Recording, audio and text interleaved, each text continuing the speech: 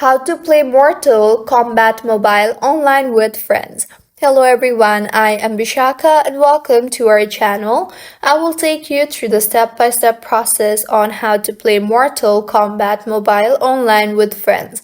Now let's get right into the tutorial. Firstly, go ahead and open App Store on your device and search for Mobile Combat app and download the application if you do not have the application already installed.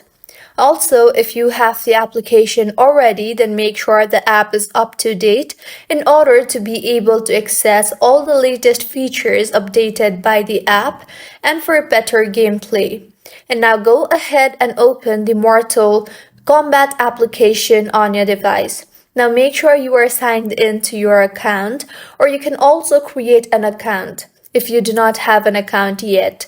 And if you are new to the game, go ahead and find friends firstly. You can tap on the friend icon located on the left side of the screen and add friends by tapping on the add button.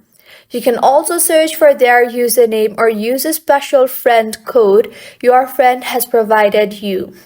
Once your friends are in the game with you, go ahead and invite them to a battle.